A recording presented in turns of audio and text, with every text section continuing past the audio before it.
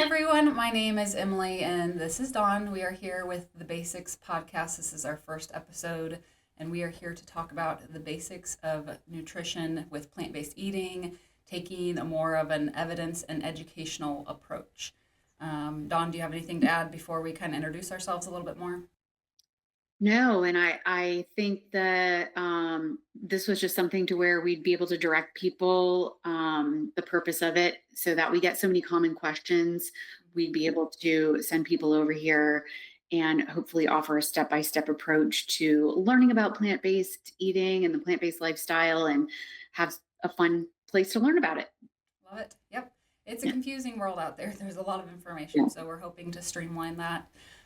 So before we get into it, these are going to be shorter episodes. That's the hope, at least. My name again is Emily Gregory. So I am the founder and owner of Meatless Meals LLC, where I do plant-based nutrition coaching and fitness coaching. I'm kind of taking a step back from it to work on other projects, but I still wanted to find a way to, put my information out there, still help people.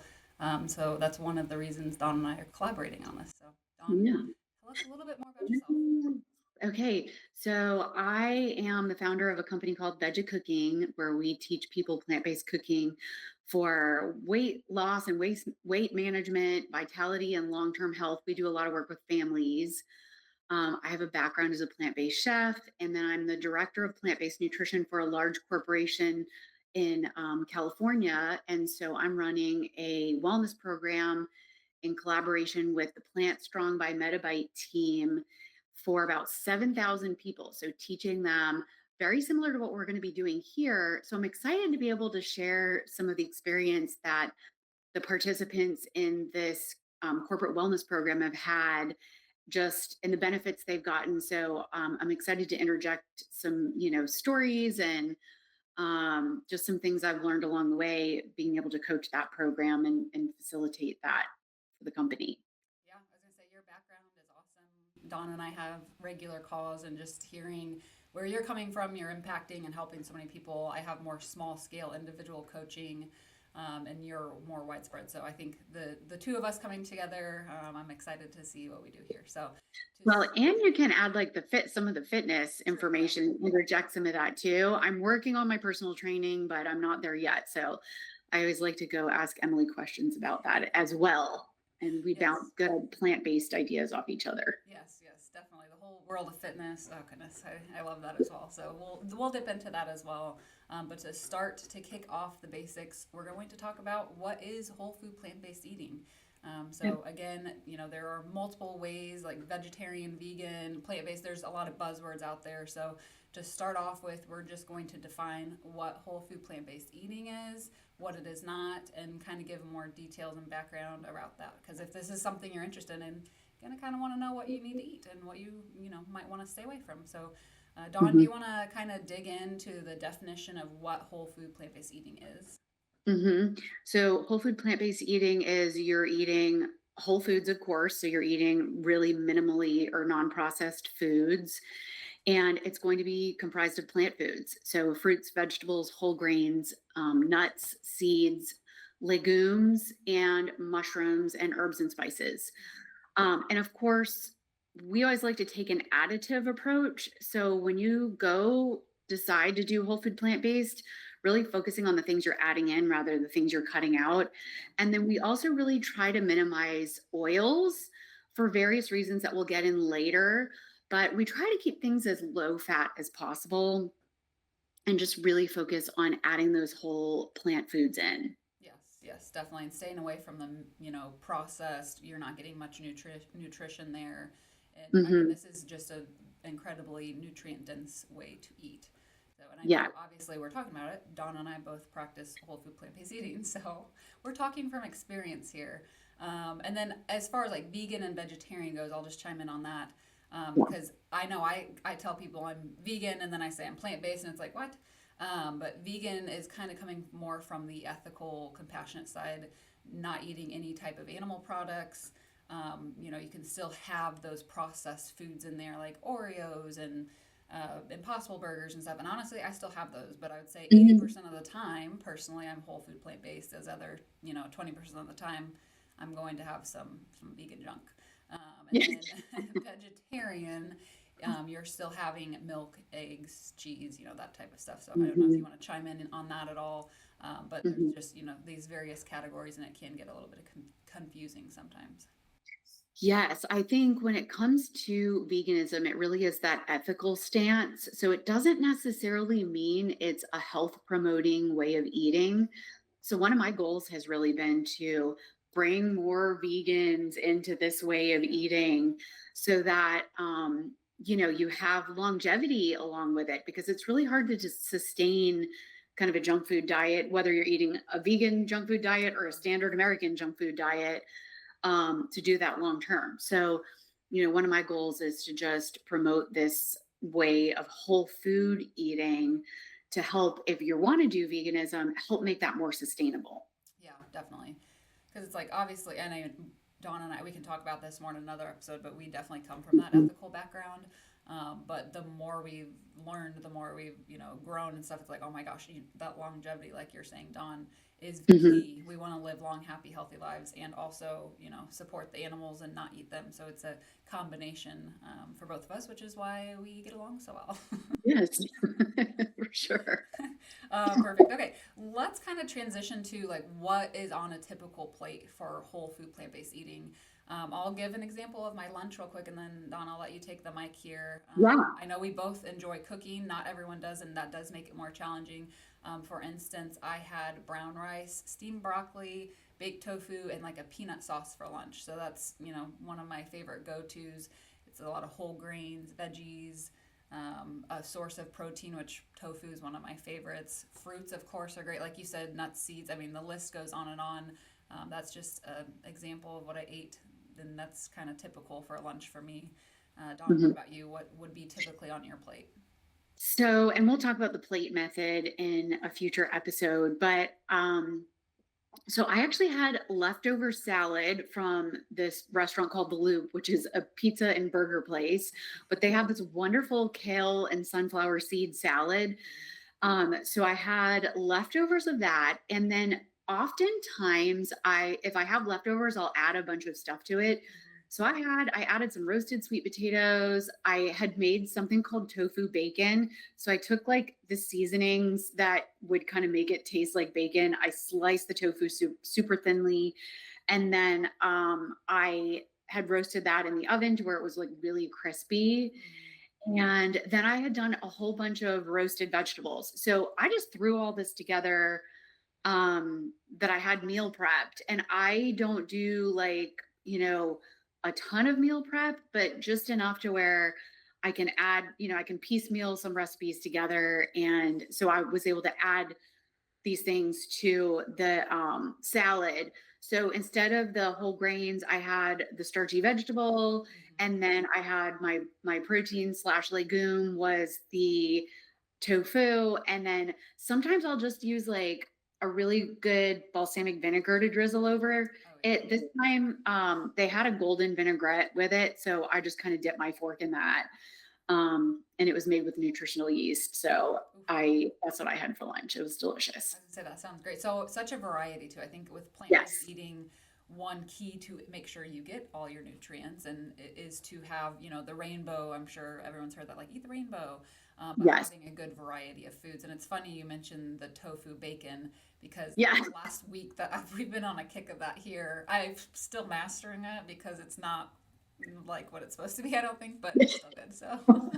Yeah, we may have to do an episode just on that because, Yeah. everybody's like, "Oh, I don't know about tofu." Yeah, and I guess taking a slight segue, but like with plant-based eating, it's like you have to approach it as it's not going to taste just like bacon. And there's Right. many things like I'll make tofu chicken or Yeah. all these different things. It's like, does it taste exactly like it? Or like tofu eggs, ugh, one of my favorites. No, it's different, but it's like it's still delicious and it has the flavors. It's like the seasonings are very important with plant-based eating. So I think it's like Right. having an open mind and like being open to new flavors and your palate changes pretty quickly. So Yeah. And just playing and trying new things, and, you know, being okay if you mess it up or maybe you don't like it so much, and just treating it as an experiment. And, that doesn't mean that you may never eat those foods again, yeah. but it's really good to add all these in just because of the health benefits of adding all these foods in. Yeah. So, there's scientific information out there that talks about as you add more plant foods and substitute just even a few meals, Yeah. adding plant foods instead of the animal foods, you're really getting so many health benefits for your heart, Mhm. cognitive benefits, blood sugar. I mean, it's amazing. Yeah. So, that's one of the reasons I think we do focus on these things because a lot of people are like, "Well, why are you trying to make tofu taste like bacon? Why don't you just eat the bacon?" I mean, aside from the ethical piece, you're really focusing on adding these foods just, for the health benefits. Yeah. Yeah, I was gonna say you want to enjoy the life that you're living and be able, not in aches and pains and worried about heart attack. And I mean, being overweight. There's so many things that your quality of life is so greatly improved when you treat your body well. So it's definitely coming from that standpoint. And I mean, the amount of health benefits that come from whole food plant based eating are insane. And I know most of the time, like there's great documentaries out there. If you guys haven't seen them before, like. Game Changers, what the Forks health, over Forks knives. Over Knives. I was gonna say there's so Yeah. many, and it's like they always talk about the bajillion of health benefits, and weight loss is a lot easier. Heart health, like you mentioned, diabetes, and I mean Yes. prevention and treatment. So it's wonderful. Yeah. Yeah. Do you have anything else to add as far as health benefits go before we move on to how like tips and tricks on helping people get started with this? I mean, I think you hit the major ones. I know in our wellness program, it's actually a fee for success. So the company that we've partnered with, they don't even get paid until people have successful outcomes. So usually what we're looking for in 12 weeks is weight loss, a lower in blood pressure, Yeah. a reduction in LDL cholesterol, your mood improves, I think the three big things are also a reduction in A1C. So, your blood sugar regulates. So, the blood sugar, the LDL, the weight loss, those are all like the three major things that we Yeah. really see benefits around, over the 12 weeks. Yeah, I was gonna say it's tremendous just when we talk, just hearing firsthand with larger groups of people, and again, seeing it in the documentaries, how Yeah. wonderful these benefits are. So, if someone wants to get started and say, like, okay, I want to go whole food plant based, and I know earlier you mentioned, you can just start incorporating meals, you don't have to go all in right away. What are some of your tips and tricks, like when you work in your groups that you're passing along to people? So we kind of do in 3-week segments. So we're focusing on setting goals around just adding fruit for the first 3 weeks. Yeah. And then while we're doing that, we're learning different topics. So we're going to talk about calorie density in a future episode, the plate method in a future episode. So, I think one of the other things you want to do is find a group that you can align yourself with so that you don't feel like you're doing it alone. Yeah. And then, like you mentioned, the documentaries, really starting to get excited by watching the documentaries helps because you gain so much information from those. And so many people find them so motivating.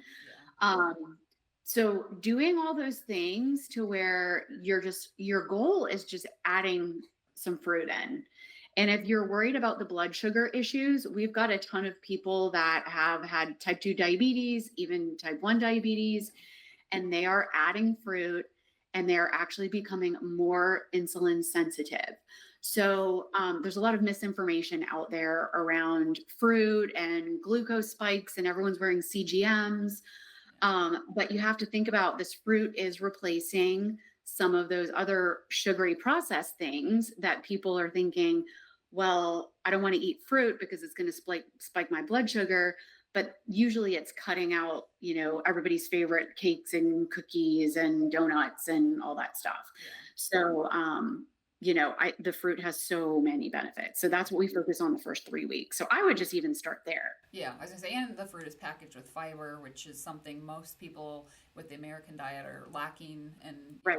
I say, I think just some people, I think knowing your personality, I guess my tips, tricks, whatever you want to call it, knowing your personality, because some people do want to go all in and Yeah. they do great with it. Other people need to like work their way into it and they do Yeah. great with that. So I think it's knowing your personality and Yes. again with the goals, that's huge. Like the bigger your why, the more crazy you're feeling about this why, like I must, be able to play with my grandkids or I must fight this disease or whatever it might be, the more driven you are going to be to eat this way. And it's not a diet, it's a lifestyle. So it's It something that is. you want to be sustainable and you want to set the foundation to have a good relationship with food, and you don't want to be feeling like you're starving or you're missing out. Like you mentioned, you're adding stuff in, focusing on what you're adding rather than what you're taking out, because again, we Mhm. want this to be lifelong, healthy, happy, yay, plant-based. Yeah. Exactly, exactly. And we definitely have had people that have jumped in 100%. Um, but I think the important thing when people do that is to make sure that you have your legumes on your plate, Yeah. your whole grains. So your legumes meaning your beans, peas, lentils. You could have tofu, you could have tempeh. There are all kinds of plant proteins that we'll talk about later, but just making sure you've got a quarter of your plate with that, a Yeah. quarter with whole grains or, a starchy vegetable, and then half your plate with fruits and vegetables. So when some people want to jump in 100%, I think they just end up eating a bunch of salads because they're not really sure how Right. to balance the plate. And then they get maybe a little tired and hungry. Yeah. So, sometimes just focusing on that first step of adding and then, getting a good handle on what whole food plant based is and how to build that balanced plate before you jump in 100% Yeah. so that you don't feel kind of lethargic. And because a lot of times you're eating these high volume, high fiber, high water foods, Yeah. but you're not getting enough calories and protein in. So that's why you start to feel a little bit like meh. Yeah. Um, so that's where I would say, like, do a little bit of research if you want to jump right in, or you can kind of follow along with us and then we'll get there. Yeah, definitely. Say it's as far, and we're going to talk about calorie density in a future episode, like you mentioned, and that will kind of really set the stage. But just realizing, it's a different way of eating, and the calories are different, and the nutrients are different. So allow Yes. yourself time to adjust. But Yes. let's jump into some myths and misconceptions. I know first one on my list is I often hear, oh, it's too expensive. Like, oh, I can't eat that way. It's too expensive. And I'm pretty sure both of us agree that is not the case. Grocery bills are not bad at all. I mean, it depends on what you're buying, whether you're Right. eating meat or whether you're not. But if you're buying dried beans, rice, vegetables, Cheapest yeah, things. some soy milk, I Tofu. mean, Yeah. yeah, that is not expensive whatsoever. Yeah. I know I don't have the data here, but I know that myself and everyone I talk to that's eating whole food plant based is like, no, I mean, it's not expensive. Of Yeah. course, you can add in, there's some great, like, healthy cereals that can be like $8 at Fresh Time. That can get expensive. Mhm. But when you're eating Yeah. the basics of plant Yeah. foods, you're not getting that expensive bill. No. And I keep hearing how the price of eggs is going up, the price of Sure. beef is going up, the price of turkeys for Thanksgiving is going up.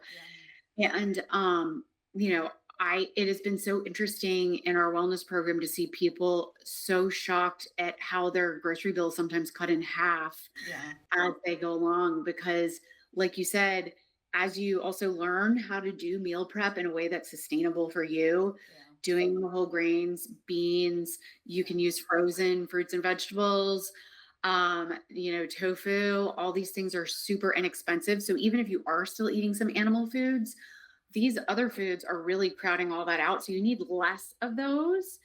Yeah. And even some of our participants that are like living in farming communities in the Midwest where really all they have is animal foods, they're just noting that they're eating way less of those and Yeah. really using them more as a garnish. So it doesn't have to be all or nothing. And Mhm. you'll still save a ton of money on your grocery bill. Now, if you're going out and buying those, like you said, pre-made, more of the processed things, pre-made frozen meals, those are going to cost you Oh, more. So those are really more of like splurge items, but mhm. it does not get cheaper than the basics of plant-based eating. Yep. Yep. I was gonna say when you like that going back to the definition fruits, Yeah. vegetables, legumes, whole grain. When you go in that realm, it's really not that expensive. So No, that is no. reassuring. What about you?